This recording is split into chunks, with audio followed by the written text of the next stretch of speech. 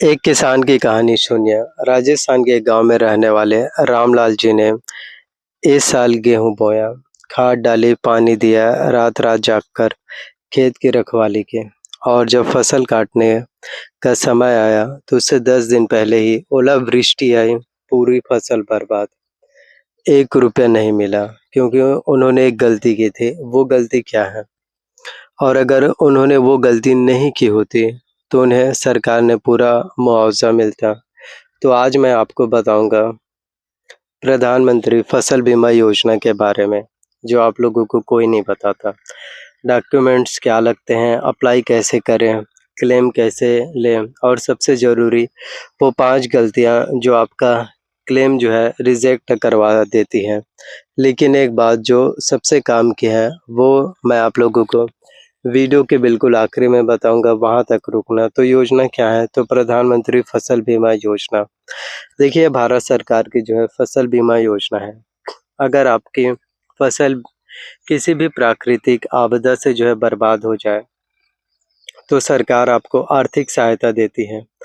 बाढ़ आए, सूखा पड़े, ओला गिरे, चक्रवात आए, कीट या बीमारी लग जाए, भूस्खलन हो, इन सभी स्थितियों में आपकी फसल का नुकसान जो है कवर होता है। और सबसे बड़ी बात, इसमें प्रीमियम बहुत कम है। खरीफ फसल के लिए सिर्फ 2% प्रीमियम और रबी फसल के लिए 1.5% प्रीमियम। बाकी सारा प्रीमियम भारत सरकार और राज्य सरकार मिलकर भरती है। मतलब आप थोड़ा देते हैं, सरकार ज़्यादा देती है, लेकिन हर किसान इसका फ़ायदा उठा सकता है या कुछ लोग छूट जाते हैं, ये जानते हैं। सबसे पहले डॉक्यूमेंट्स की लिस्ट और जो क्लेम रिजेक्ट करवा देते हैं, तो डॉक्यूमेंट्स क्या लगेंगे? तो प्रधानमंत्री फसल बीमा योजना में रजिस्ट्रेशंस के लिए ये डॉक्यूमेंट्स लगते हैं। आधार कार्ड है, बैंक पासबुक जिसमें आपका खाता हो, तीसरा भूमि के कागज, खसरा नंबर, खतौनी, चौथा बुआई प्रमाण पत्र यानी कि शोइंग सर्टिफिकेट, पांचवा मोबाइल नंबर। अगर आप बटाईदार किसान हैं यानी दूसरे की ज़मीन पर खेती करते हैं, तो ज़मीन के मालिक का एनओसी भी लगेगा। अब यहाँ एक बात जो बहुत लोग नहीं जानते, बटाईदार किसान भी इस योजना का लाभ ले सकते हैं। और आप सभी लोग जो है प्रधानमंत्री फसल बीमा योजना के लिए जो है अप्लाई कैसे करेंगे? अब हम बात करते हैं पूरा प्रोसेस कि आप जो है इसके लिए फॉर्म है जो कैसे आप लोगों को फिल करना है। फॉर्म जो है आप लोग जो है कैसे भर सकते हैं ताकि कोई भी गलतियाँ क्या कि आप किसी भी तरह की कोई भी त्रुटियाँ हैं वो जो है ना हो पाए। तो नज़दीकी बैंक शाखा में जाइए।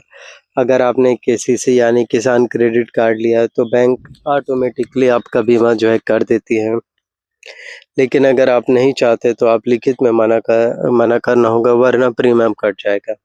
दूसरा, नज़दीकी सीएससी या जन सेवा केंद्र पर जाइए, वहाँ ऑपरेटर आपका रजिस्ट्रेशंस करेगा। खुद ऑनलाइन जो है प्रधानमंत्री फसल बीमा योजना pmfby.gov.in पर जाइए, फार्मर कॉर्नर पर जाइए, अपना मोबाइल नंबर और जी हाँ, आधार कार्ड डालिए, फसल और ज़मीन की जानकारी भरें, प्रीमियम जमा करें और रजिस्ट्रेशंस कंप्लीट करें।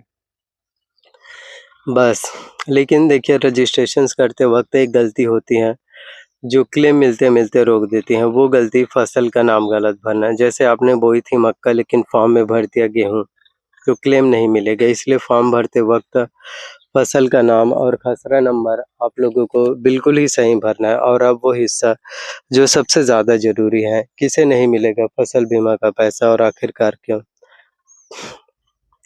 तो देखिए, जो भी लास्ट डेट होते हैं, खरीफ फसल के लिए आमतौर पर 31 जुलाई होते हैं, रबी फसल के लिए जो है 31 दिसंबर होते हैं। ये डेट जो है हर साल थोड़ी अलग हो सकती हैं, लेकिन अगर आपने इस डेट के बाद जो है फॉर्म भरा तो उस सीज़न का बीमा नहीं होगा।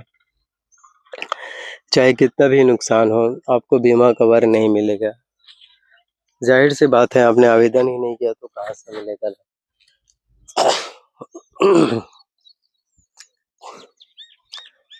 तो जो है फसल खराब होने के 72 घंटे के भीतर आपको सूचना देनी होगी। सो वीडियो से अगर आप लोगों को पसंद आए हो, अच्छे लगे हो तो लाइक करना है।